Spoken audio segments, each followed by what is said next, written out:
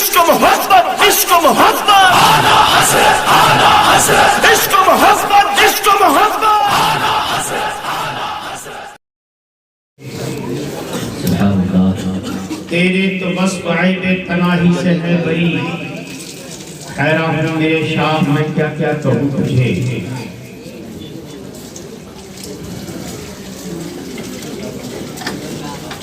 Stage پر تشریف فرما معزز علماء کرام و حاضرین محفل و عقیدت مندان حضور فقیہ ملت.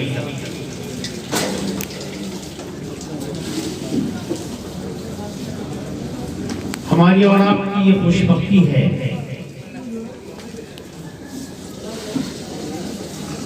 کہ آج ہم اور آپ عرص فقیہ ملت میں شرکت کی سعادت حاصل کر رہے ہیں.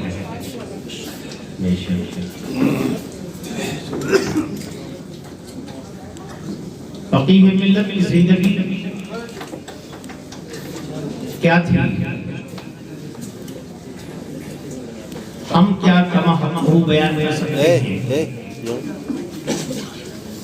کتنی بار فون کے سنائی ہم سے بڑے بڑے لوگوں نے منہ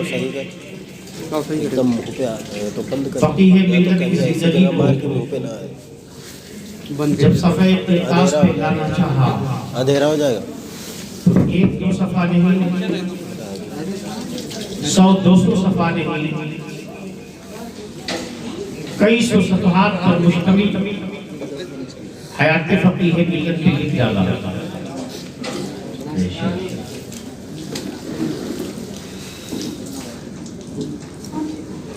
خطبہ مسنونہ کے بعد میں نے قرآن مقدس کی آیت کریمہ کی تلاوت کا شرف حاصل کیا ہے. اللہ پاک ارشاد فرماتا ہے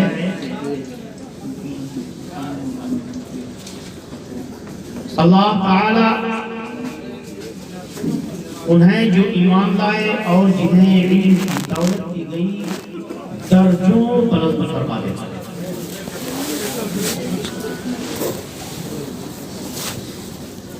میں آج آپ کو بتانا چاہوں گا حضور فقیہ ملت کی زندگی اوجھا گنج کے حوالے سے نہیں پہچانی گئی.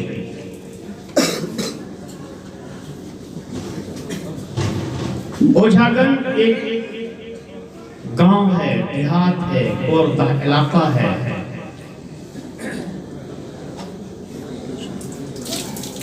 اس گوردہ علاقے سے اٹھ کر سرکار فقیہ ملت نے علم دین مصطفیٰ کو اپنے سینے میں بسایا تو اللہ تبارک و تعالیٰ نے ان کے درجات کو اس قدر بلند فرمایا کہ آج پوری دنیا میں جلال الدین کے نام سے نہیں فقیہ ملت کے نام سے.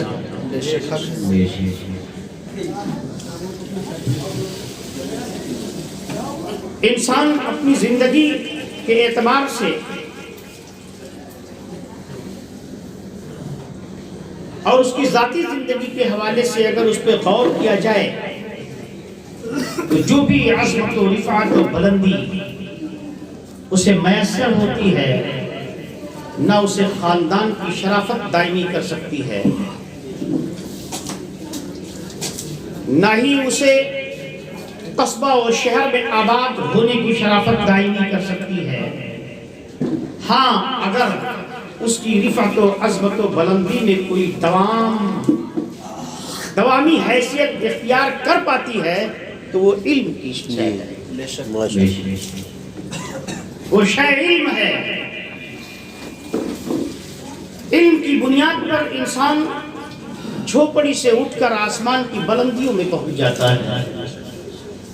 قرآن پاک نے اسی کو فرمایا اللہ تعالی جو ایمان لائے اور جنہیں علم کی دولت دی گئی ان کو درجوں بلند فرما دیتا ہے.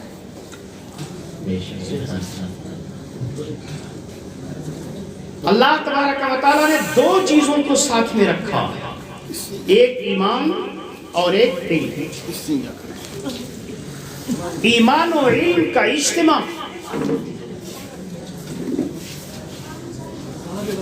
جس شخص کے اندر ہوتا ہے وہ انسان اپنی عظمت کے حوالے سے دنیا میں بھی سربلند ہوتا ہے اور آخرت میں بھی سربلند ہوتا ہے۔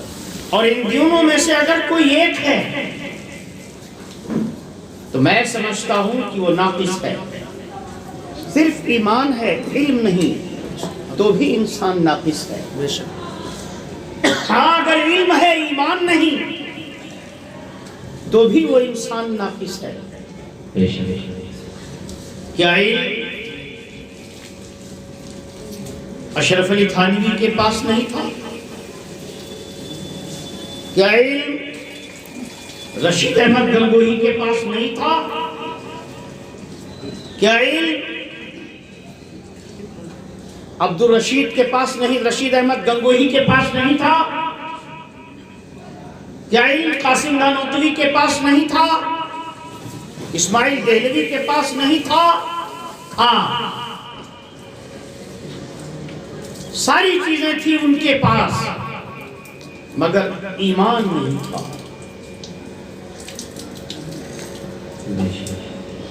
گستاخی رسول کی بنیاد پر ان کا ایمان چھین گیا۔ اس کے علاوہ آپ آگے بڑھیے، جو ایمان کی دولت سے مالا مال نہیں ہوئے، جنہوں نے شرک کیا، بت پرستی کی، شرک و بت پرستی کے عالم میں بھی انہوں نے علم سیکھا اور اپنے علم کی بنیاد پر وہ مشہور ہوئے۔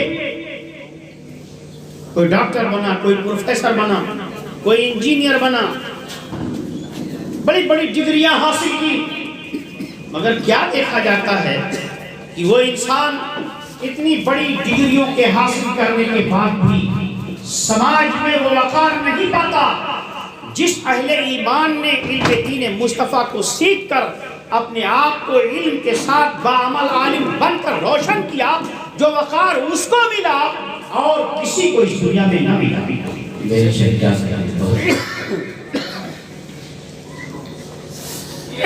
آج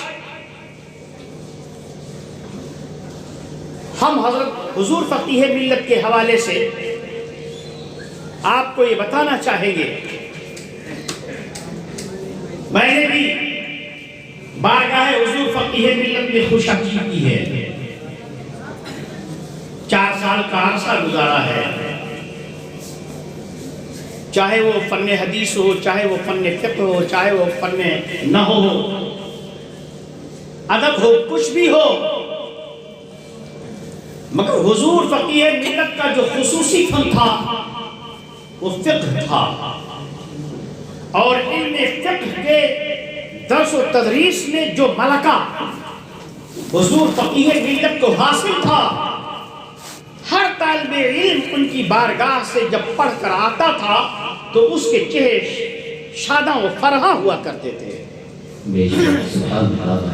کسی بھی درسگاہ میں فن نحو کا طالب علم رہا ہو، فن صرف کا طالب علم رہا ہو، ادب کا طالب علم رہا ہو، مگر حضور فقیہ ملت کی بارگاہ میں جب وہ آتا تھا، پڑھتا تھا تو علم فقہ، مگر عبارت خانی کے حوالے سے حضور فقیہ ملت کی بارگاہ میں وہ فن نحو کو بھی حاصل کرتا تھا، صرف کو بھی حاصل کرتا تھا، بہت سارے علوم کو بھی حضور فقیہ ملت کی بارگاہ سے وہ حاصل کیا کرتا تھا۔ میں آج حضور فقیہ ملت کی زندگی کے حوالے سے وہ باتیں بتانا چاہوں گا کہ مجھ سے پہلے آپ نے بہت سارے علماء سے سنا ہوگا، بہت سارے لوگوں نے ایک سے ایک باتیں بتائی ہوں گی، مگر حق کہنا، حق بات پہ گامزن رہنا، بہت سارے لوگوں کو دیکھا ہے، بڑے بڑے تاج والوں کو دیکھا ہے، بڑی بڑی پگڑیوں والوں کو دیکھا ہے، بڑے بڑے جبہ اور دستار والوں کو دیکھا ہے، اچھے اچھے لوگوں سے سابقہ رہا ہے، مگر جب حق گوئی کی بات آئی ہے، حق کہنے کی بات آئی ہے، حق کو اعلان کرنے کی بات آئی ہے، تو بہت سے لوگوں کو دیکھا مصلحت آمیزی سے گفتگو کرتے ہوئے نظر آئے، مصلحتیں اس میں تلاشتے ہوئے نظر آئے، مگر جب فقیہ ملت کی بارگاہ میں وہی مسئلہ پیش کیا گیا، وہی بات پیش کی گئی، تو فقیہ ملت نے اس میں مصلحت کا کوئی گوشہ نہ دیکھا، کوئی مصلحت آمیز بات نہ کی، وہی کہا جس کو شریعت طاہرہ نے واضح کروایا، کسی کو اچھا لگا ہو یا برا لگا ہو۔ بے شک نعرہ تکبیر، نعرہ رسالت، فیضان فقیہ ملت، مسلک اعلیٰ حضرت، نعرہ تکبیر، نعرہ رسالت، سبحان اللہ ماشاءاللہ۔ یہ بات اس لیے میں کہہ رہا ہوں کہ میں حضور فقیہ ملت کی بارگاہ میں حاضر ہوا، میں مسئلے پر گفتگو نہیں کروں گا، اشارہ کرتا چلا جاؤں گا، یہ اس سے بخوبی واقف ہے، بڑی مشہور شخصیت ہے، اس پر جب آپ نے قلم اٹھایا تو چراغ پا ہو گئے بہت سارے علماء، یہ کیسے لکھ دیا مفتی صاحب نے، یہ کیسے لکھ دیا مفتی صاحب نے، مگر حضرت فقیہ ملت علیہ الرحمت و رضوان کی ذات اس کے اوپر اس قدر قائم رہی کہ انہوں نے علمی دلائل سے اسے ثابت فرمایا، بہت سے لوگوں کو اسے ماننا بھی پڑا۔ میں نے عرض کیا حضرت سے، حضور اس میں ذرا مصلحت اختیار کر لیتے تو اچھا ہوتا، فلاں طبقہ ناراض ہو جا رہا ہے، علماء طبقہ آپ سے دور ہوتا چلا جا رہا ہے۔ حضرت فقیہ ملت نے فوراً برجستہ ارشاد فرمایا، شمس القمر تمہیں معلوم نہیں ہے العلماء ورثۃ الانبیاء، علماء انبیاء کے وارث ہوتے ہیں، اور جب علماء انبیاء کے وارث ہیں تو تاریخ میں پڑھا نہیں ہے انبیاء نے کتنی مشقتیں اٹھائی ہیں، انبیاء نے کتنی مصیبتیں جھیلی ہیں، اور انبیاء کو کتنی گالیاں ملی ہیں۔ نبی کریم صلی اللہ علیہ وسلم کی زندگی کو اٹھا کر دیکھو، جب حق کا کلمہ بلند فرمایا تو اپنے دور ہو گئے، اپنے بیگانے ہو گئے، لوگوں نے گالیاں دی، کیا سے کیا کلمات کہے، راستے میں کانٹے بچھائے گئے، راستے میں کوڑے کرکٹ پھینکے گئے، اپنے بیگانے ہو گئے، اور اس کے علاوہ انبیاء کی بہت ساری تاریخوں کا ذکر حضور فقیہ ملت نے میرے سامنے کیا۔ معلوم نہیں ہے حضرت موسیٰ علیہ السلام کو ہجرت کرنا پڑا، معلوم نہیں ہے حضرت زکریا کے سینے پہ آلہ چلا دیا گیا تھا، معلوم نہیں ہے حضرت عیسیٰ علیہ السلام کو سولی پہ چڑھا دیا تھا اس کی قوم نے، حضرت یونس علیہ السلام مچھلی کے پیٹ کے اندر گئے، یہ ساری کی ساری باتیں حضور فقیہ ملت نے ہمارے سامنے رکھا اور کہا جب علماء یہ انبیاء کے وارث ہیں تو وارث کا کام وہی ہے کہ جب انبیاء نے مشقتیں اٹھائی ہیں ان کو بھی مشقتیں اٹھانا پڑے گا۔ آج ہم عیش و عشرت میں ہیں، آرام طلب ہو چکے ہیں، کوئی بات آتی ہے تو اس میں مصلحت کوشی کرتے ہیں، اس میں بہت ساری تعویلیں کرنے کی کوشش کیا کرتے ہیں، نہیں، دور ہو جائے زمانہ، الگ ہو جائے زمانہ، مگر حق بات جو ہے اگر آ گئی ہے سامنے تو فقیہ ملت نے اس سے سمجھوتا نہیں کیا ہے، اس کو اعلان فرمانا اپنی زندگی کا ایک تو رہے امتیاز سمجھا ہے۔ یہی وجہ ہے کہ پورے ہندوستان میں فقیہ ملت تو حق گو عالم کے نام سے جانا گیا۔ ابھی مجھ سے پیشرو خطیب حضرت مولانا کمال احمد علی قرآن پاک کی آیت کریمہ کی تلاوت کر رہے تھے، انما یخشی اللہ من عبادہ العلماء، اللہ سے ڈرنے والے، اللہ سے ڈرنے والے پڑھا رہا تھا۔ میرے سامنے جب اس کی تفسیر آئی تو فرماتے ہیں صاحب مدارک، العالم هو العامل، عالم وہ ہے جو شریعت کا پابند ہو، عالم وہ ہے جو اپنے علم کے مطابق عمل کر رہا ہو۔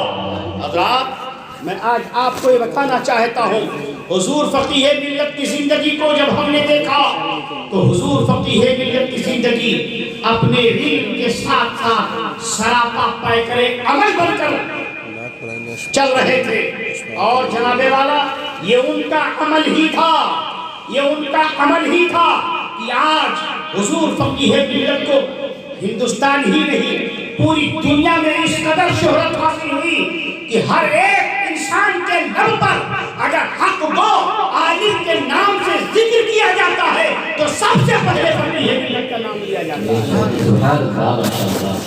تو سب سے پہلے فقیہ ملت کا نام لیا جاتا ہے۔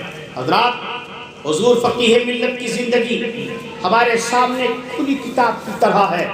میں نے ان کی زندگی کو دیکھا اور ان کی نشست و برخاست کو بھی دیکھا ہے، ان کی بارگاہ میں جو ہم نے خوشاچی کی ہے، ان کی درسگاہ سے جو فیض حاصل کیا ہے، آج اسی فیض کا نتیجہ ہے کہ جب ان کے طرز پر ان کی درسگاہ کی سب سے پہلے عبارت بہت صحیح طریقے سے سنتے تھے، آج درسگاہوں میں طلبہ پہنچے اور دندناتے ہوئے عبارت پڑھا، کیسے پڑھا، کیا پڑھا، کچھ مدرس اس پہ دھیان نہیں دیتا ہے، اعرابی غلطیاں کہاں کہاں ہیں، کیسے خطا کر رہا ہے، نحوی غلطی کہاں ہے، صرفی غلطی کہاں ہے، عبارت ٹھیک سے پڑھ پا رہا ہے کہ نہیں پڑھ پا رہا ہے، اس پر کوئی توجہ نہیں ہے۔ ایک سرسری طور سے جہاں تک پڑھانا ہے مدرس کو، جہاں تک لیکچر دینا ہے مدرس کو، وہاں تک پڑھوا لیا اور اس کے بعد اپنی فارمیلٹی پوری کر دی، پوری عبارت کا ترجمہ کر دیا، اس کا مفہوم بتا دیا، بچہ طالب علم سامنے پتھر کی طرح سنتا چلا جاتا ہے، اور اگر کوئی ہوش بچہ ہے، اگر اس پر کسی نے اعتراض کر لیا، اگر کوئی اس پر اعتراض کر کے ان سے سوال کر کے پوچھنا چاہتا ہے، تو آج کے حالات ایسے ہیں کہ مدرس ناراض ہو جاتا ہے، ارے جناب چپ رہو، میرے پاس 35 منٹ کی گھنٹی ہے، میں اس پہ تمہارے سوال کا جواب دوں کہ پورا چیپٹر پڑھاؤں، میرے پاس 40 منٹ کی گھنٹی ہے، میں اس میں پورا مضمون پڑھاؤں کہ تمہارے سوال کا جواب دوں، جاؤ کتاب میں دیکھ لینا، جاؤ فلاں صفحے پہ دیکھ لینا، ایسے جواب دیے جاتے ہیں۔ مگر جناب والا حضور فقیہ ملت عبارت خانی جب کرواتے تھے، مجھ سے پوچھو، میں آگے بیٹھتا تھا اپنی جماعت میں عبارت خانی کے لیے، میرے جماعت میں بہت سارے طلبہ ہوا کرتے تھے، اس میں میں بھی تھا عبارت خانی کے صفحے اول کی فہرست میں۔ جناب مجھے یاد ہے میں بڑی تیزی کے ساتھ عبارت پڑھتا تھا، شاید یہ میری چرب زبانی تھی یا کیا تھی، حضور فقیہ ملت نے بھانپ لیا کہ شاید یہ چرب زبانی سے عبارت پڑھتا چلا جا رہا ہے، اس لیے جو ہے حضور فقیہ ملت نے ایک دن کہا، سنو آج تم عبارت بھی پڑھو گے، ترجمہ بھی کرو گے۔ ایک شبہ ہوا تھا کہ شاید یہ عبارت پڑھ رہا ہے، ترجمہ نہیں سمجھ پا رہا ہے، صلاحیت اس کے اندر ترجمہ کرنے کی نہیں ہے۔ فقیہ ملت نے فرمایا کہ آج تم عبارت بھی پڑھو گے، ترجمہ بھی کرو گے۔ الحمدللہ حضور فقیہ ملت کی بارگاہ میں نے عبارت بھی کی، ترجمہ عبارت بھی پڑھی اور ترجمہ بھی کیا۔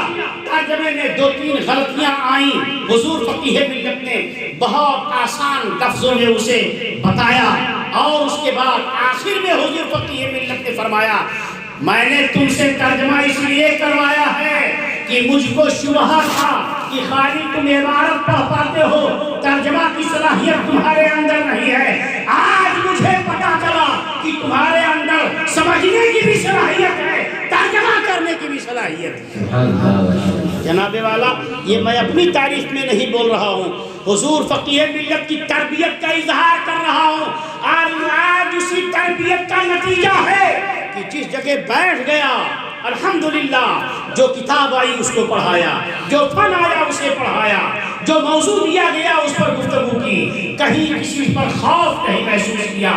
حضرات حضور فقیہ ملت ایسے طلبہ سے اس قدر محبت فرمایا کرتے تھے۔ کب تک بولیے درود پاک پڑھیے۔ اللہم صلی اللہ علیہ وسلم نحن سیدنا مولانا محمد المبارک صلی اللہ علیہ وسلم صلاۃ و سلام علیک یا رسول اللہ صلی اللہ علیہ وسلم۔ پڑھنے والے طلبہ سے بڑی محبت فرمایا کرتے تھے۔ اگر وہ طالب علم سامنے نہیں بیٹھا کبھی اتفاق سے پیچھے بیٹھ گیا، آپ کی نظر اس کے اوپر پڑ گئی، اے اٹھو وہاں سے آگے بیٹھو، اٹھو وہاں سے آگے بیٹھو۔ اس طرح حضور فقیہ ملت اس کی تربیت فرماتے تھے، اس پر توجہ رکھتے تھے۔ وہ کیوں رکھتے تھے؟ وہ جانتے تھے کہ جو سامنے بیٹھا ہوا بچہ ہے وہ ہمارے معیار کا نہیں ہے، وہ ہماری باتوں کو سمجھنے کا اہل نہیں ہے، اور جو طالب علم باتوں کو سمجھنے کا اہل ہوا کرتا تھا پیچھے سے اٹھا کر اس کو آگے کر لیا کرتے تھے تاکہ اس کی صلاحیت مضبوط ہو۔ جناب والا، میں خود اپنی بات بتاتا ہوں، جو پڑھنے والے طلبہ ہوا کرتے تھے بڑی شفقت کرتے تھے ان پر، بڑی محبت سے پیش آتے تھے، اور موقع بموقع اس کی تربیت دوسرے انداز سے کیا کرتے تھے۔ ایک مرتبہ میں گھر چلا گیا براؤن شریف سے، اور کسی وجہ سے 10-15 دن نہیں آیا، اور اس کے بعد جب میں آیا تو جیسے ہی درسگاہ میں پہنچا پڑھنے کے لیے، فقیہ ملت علیہ رحمت و رضوان نے کہا باہر چلے جاؤ، دروازے پہ کھڑے ہو جاؤ۔ مجھ کو کمرے سے نکال دیا اور بھگایا نہیں کہ چلے جاؤ یہاں سے، کہا دروازے پہ کھڑے ہو جاؤ کتاب لے کر کے۔ اور اس کے بعد کسی نے عبارت پڑھی، میں کتاب لے کر دروازے پر پوری 40 منٹ کی گھنٹی کھڑا رہا، حضور پڑھاتے رہے، میں سنتا رہا، کتاب سے کتاب ملاتا رہا، حضور کے ترجمہ کیے ہوئے سے عبارت کو ملاتا رہا۔ 40 منٹ کی گھنٹی ختم ہوتی ہے اور سارے طلبہ چلے گئے، میں بھی چلا گیا، اور اس کے بعد شام کو حضور فقیہ ملت علیہ رحمت و رضوان نے مجھ کو کمرے میں بلایا، اور بلانے کے بعد فرمایا شمس القمر تم کو بڑا خراب لگا ہوگا، تم کو بہت برا لگا ہوگا، مجھے معلوم ہے، بتاؤ یہ 15 دن تم کہاں تھے، کیوں نہیں آئے تھے؟ تمہاری تعلیم اس قدر نقصان، تمہاری تعلیم کا اس قدر نقصان ہوا ہے، یہ تمہارے اسباق کو چھوٹے ہیں، یہ کون پڑھائے گا تم کو؟ کس کے پاس جاؤ گے پڑھنے کے لیے؟ میں نے اپنا عذر بیان کیا، فرمایا سنو، جو پڑھنے والے بچے ہوتے ہیں میں اسی لیے ان کے اوپر توجہ دیتا ہوں تاکہ ان کا تعلیمی نقصان نہ ہو۔ اس وقت سے لے کر میں نے کبھی اتنا زیادہ نقصان نہیں کیا، اگر گھر گیا تو چھٹی ہوئی، جتنی چھٹی لے کر گیا تھا مدرسہ حاضر ہوا۔ عرض کرنے کا مقصد یہ ہے میرے دوستو، پڑھنے والے طلباء کی اس قدر تربیت فرمایا کرتے تھے فقیہ ملت۔ میں بھی خوش ہو گیا کہ حضور فقیہ ملت علیہ رحمت و رضوان میرے اوپر اس قدر توجہ فرماتے ہیں۔ اور جناب والا، طلباء کی تربیت، غریب طلباء پہ کس قدر شفقت ہوتی تھی، چپکے سے غریب طلباء کے ہاتھ میں دے دیا کرتے تھے، کسی کو خبر نہیں ہوتی ہے۔ جناب میں نے 2-3 اپنے زمانے کے طالب علموں کو دیکھا، نام بھی جانتا ہوں، غریب تھے بیچارے، مگر اپنی غربت کا اظہار جب انہوں نے فقیہ ملت کے سامنے کر دیا تو ہر مہینہ کچھ نہ کچھ فقیہ ملت انہیں چپکے سے بلا کے دے دیا کرتے تھے تاکہ یہ بچہ مالی اخراجات کی بنیاد پر اپنی تعلیم کو نہ چھوڑے۔ یہ جب تک علم دین مصطفیٰ کا وارث بنے گا اور تبلیغ دین کرے گا تو میرا بھی حصہ اس میں شامل ہوگا۔ جناب والا، یہ حضور فقیہ ملت علیہ رحمت و رضوان کی ذات پاک تھی، اور ہمیشہ نماز کی تربیت تو ہمیشہ کیا کرتے تھے۔ طلباء فارغ ہوتے تھے، جو باصلاحیت طلباء ہوتے تھے ان کے لیے جگہوں کا انتخاب حضور فقیہ ملت خود فرمایا کرتے تھے، بلا کر کے فلاں ادارے میں چلے جاؤ پڑھانے کے لیے، فلاں ادارے میں چلے جاؤ پڑھانے کے لیے، فلاں ادارے میں چلے جاؤ پڑھانے کے لیے۔ وہ اس لیے بھیجتے تھے تاکہ ان کی صلاحیت نہ برباد ہو۔ یہ اگر پڑھ کر کے نکلے ہیں، کسی گاؤں میں چلے گئے، مکتب کے مدرس بن گئے، کسی مسجد کے امام بن گئے، تو سال بھر 2 سال 3 سال 4 سال کے بعد صلاحیت برباد ہو جائے گی اور وہ ایک مکتب کا مدرس ہو کر رہ جائے گا۔ اس لیے حضور فقیہ ملت ایسے طالب علموں پر گہری نظر رکھا کرتے تھے اور کہیں نہ کہیں کسی نہ کسی درسگاہ سے اس کو منسلک کیا کرتے تھے۔ میں بھی انہی میں سے ایک ہوں۔ حضور فقیہ ملت کی بارگاہ میں نے بھی گزارش کی تھی، حضور مجھے بھی جگہ چاہیے۔ میں نے سن 1990 میں جب فراغت حاصل کی تو فراغت حاصل کرنے کے بعد کچھ دن دارالعلوم فیض الرسول میں معید المدرس کی حیثیت سے رہا، اور اس کے بعد جب حضور فقیہ ملت سے ذکر کیا کہ اب مجھے کہیں جانا چاہیے. اتفاق سے باندہ ضلع دارالعلوم عربیہ اسلامیہ سے جگہ آئی تھی پڑھانے کے لیے.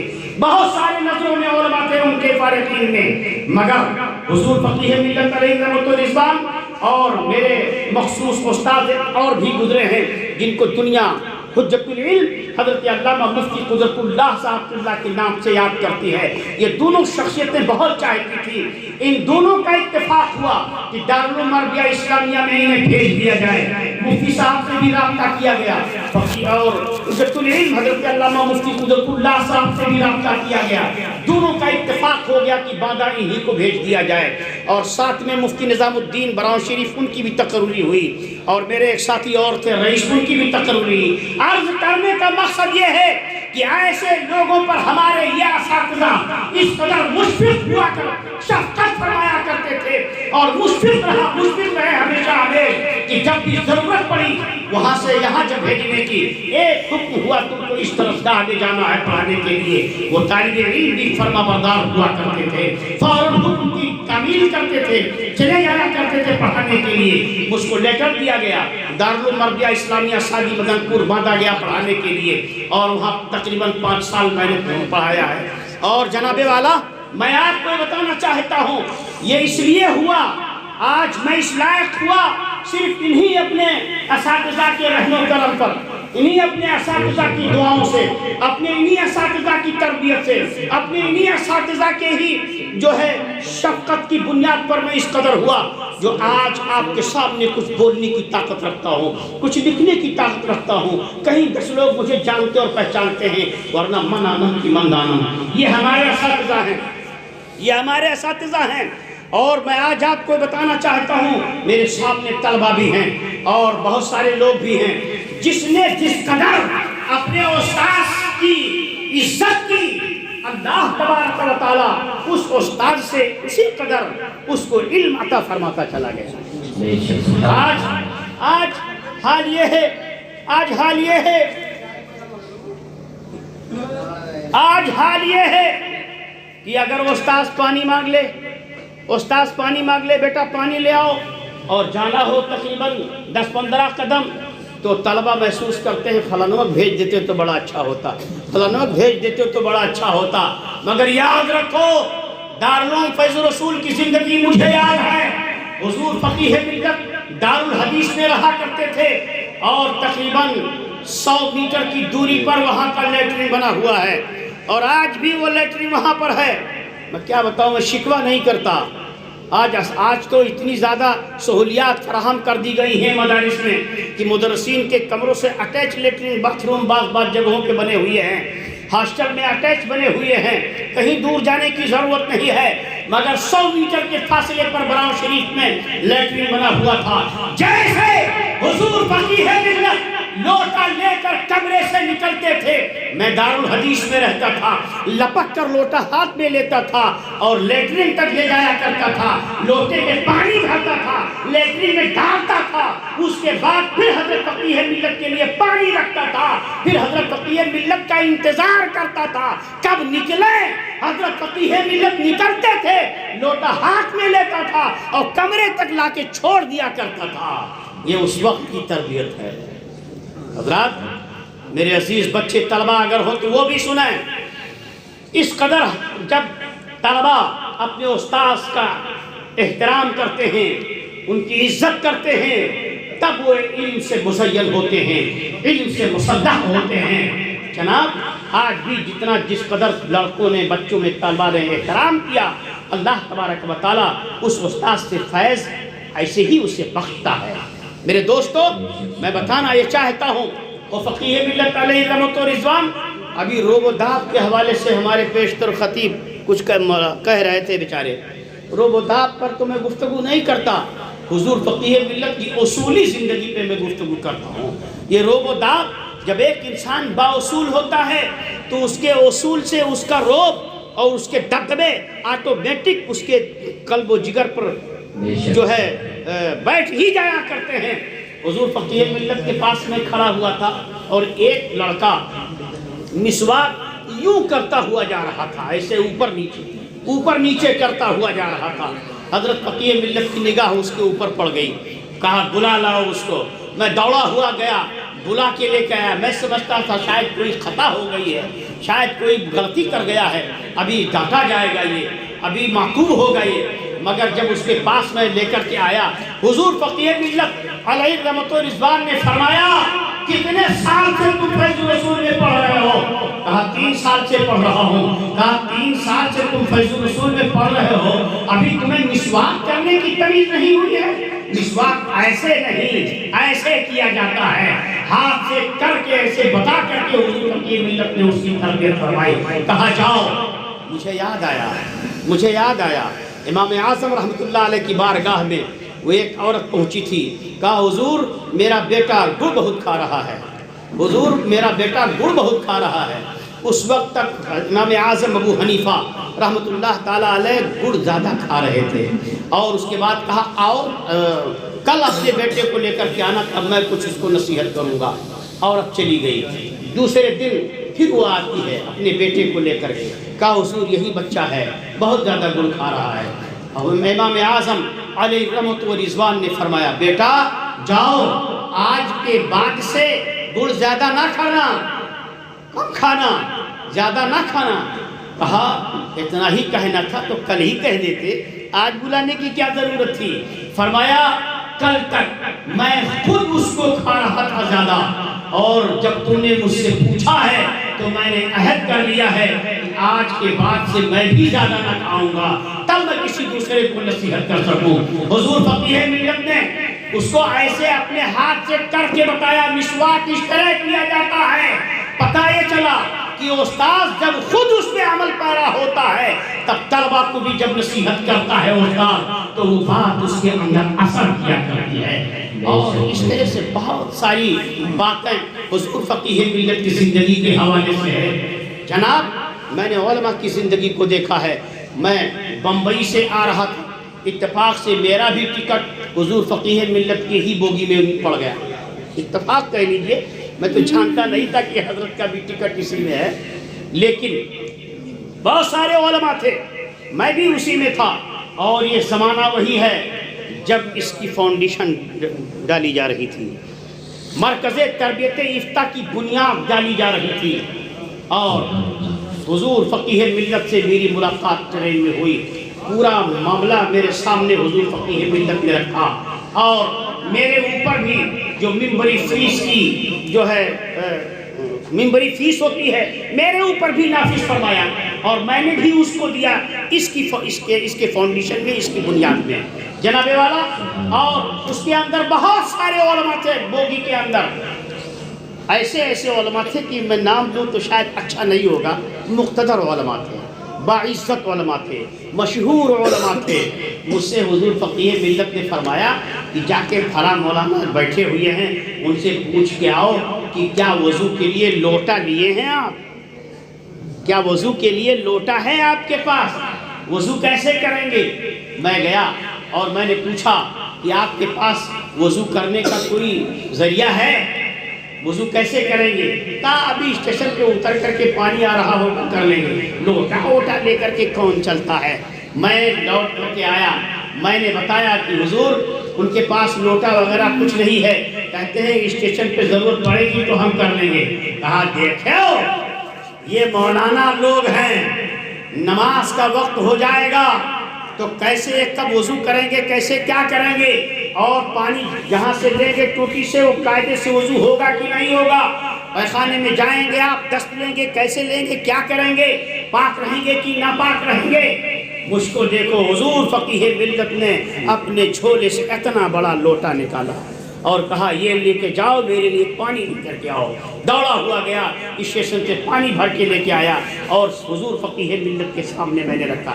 کہنے کا مقصد یہ ہے کہ حضور فقیہ ملت کی زندگی چاہے سفر کی ہو چاہے حضر کی ہو یکساں ہوا کرتی تھی. نماز کے پابند جس طرح حضر میں ہوا کرتے تھے ویسے ہی فقیہ ملت سفر میں بھی رہا کرتے تھے. سرکار فقیہ ملت کی زندگی ہمارے لیے نمونہ عمل ہے.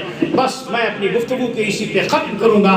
مولا تبارک و تعالی ہم سب کو حضور فقیہ ملت کا فیض عطا فرمائے اور ان کے مشن پر چلنے کی توفیق عنایت فرمائے.